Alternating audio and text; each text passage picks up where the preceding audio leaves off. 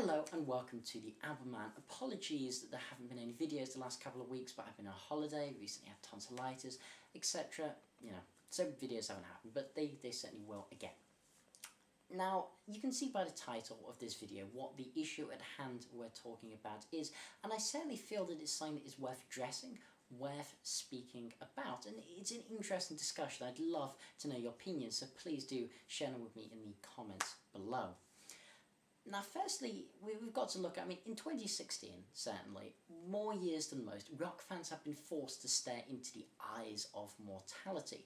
It's a fact that the elder statesmen of the genre of rock, of metal, are rapidly dying, aging, subsiding before our eyes, and we do have this general tendency in rock to view the past with rose-tinted spectacles. We see the 60s, the 70s, the 80s as heydays, as unparalleled golden eras of creativity, with artists whose music can never be topped, that there was nothing bad in these decades when really there was still a lot of shit music being made back then. But of course we always remember the good stuff, and we always place more emphasis on the past, on those great artists. We'll go and see artists live who are really, let's be honest, far past their prime. We'll buy their albums, their merch, and that's just because they're legends. And I fall victim to this myself. Most of my favourite artists are dead or old, or past their prime at least, and I still buy their albums and see them live. Take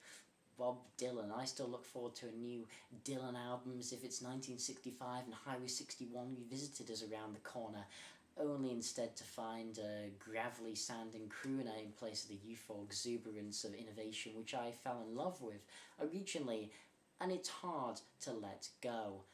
And a great example of this happened on August the 6th, as I'm sure you're all aware, at Wacken Festival, as Ronnie James Dio guested for Dio's Disciples for a rendition of Re-Rock. Now, of course, Ronnie James Dio died back in 2010. I'll certainly never forget the day. It was a deeply, deeply sad occasion. He's my favourite singer of all time. So I want to talk about what I thought about this hologram. So let's talk first. The thing that most people talk about this is this disrespectful? Is this ruining his legacy?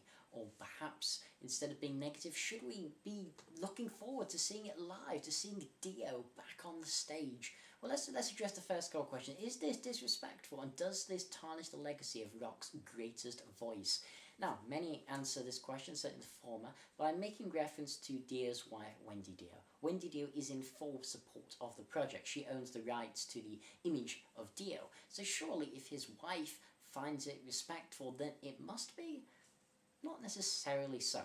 His wife is not the sole arbiter of what constitutes respect or disrespect to his image, but we can certainly gather that she has an inkling, more so than anyone else, of what he would have liked. And let's be honest, as long as the hologram isn't being used for nefarious corporate practices or Budweiser adverts,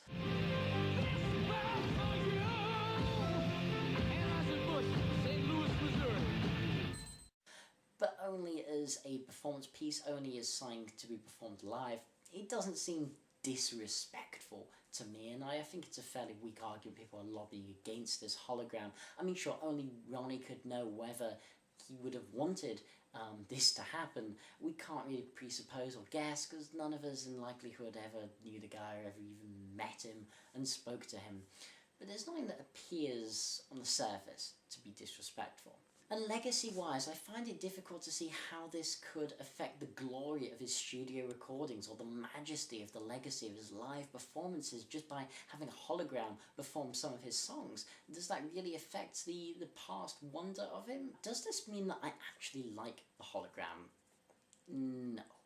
To me, this is symptomatic of us having too great of a reverence for the past in rock music, that we have almost an inability to move forward. Now, do not take me the wrong way here. I'm not saying that we shouldn't listen or talk of Dio. Of course we should.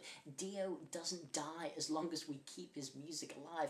As soon as we put on a copy of Heaven and Hell or Long Live Rock and Roll or Holy Diver, pick your poison, we keep his legacy alive, we keep his voice alive, we keep Dio alive. But this hologram, this is nothing more than a Vegas illusion.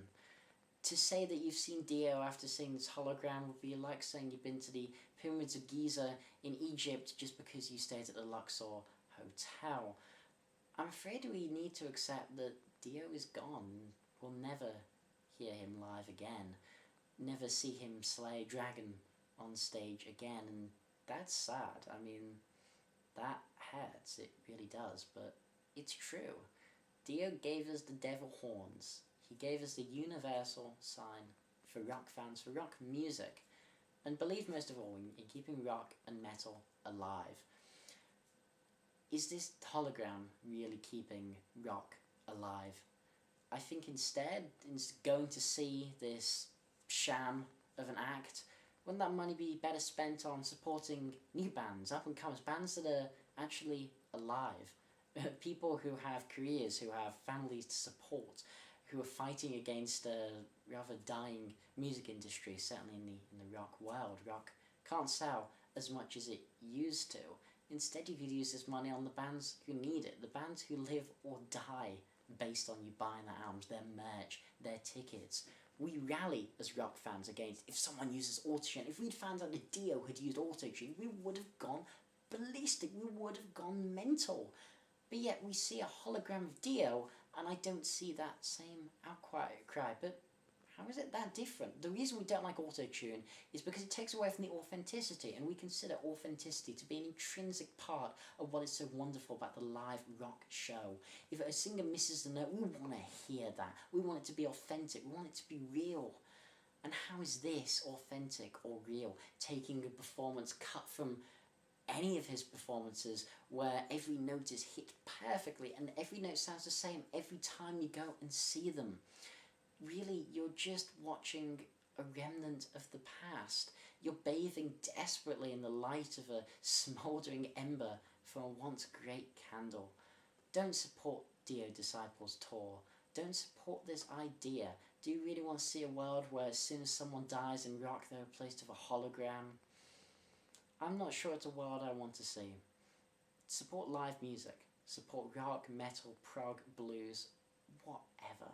But don't support this. This is not rock and roll. This is everything rock and roll goes against. That's my 2 cents. I'd be interested to hear yours. Perhaps you feel I'm being too harsh on the hologram idea. Perhaps you feel that maybe I should be more open-minded towards it. And I'm certainly interested to see where hologram technology goes. There's a lot of interesting things we can do with holograms. I'm just not sure this is the best fit for it. Or would you love to see a Lemmy hologram? You tell me. But personally, I'm going to say long live to real rock and roll. And long live to the memory of Dio.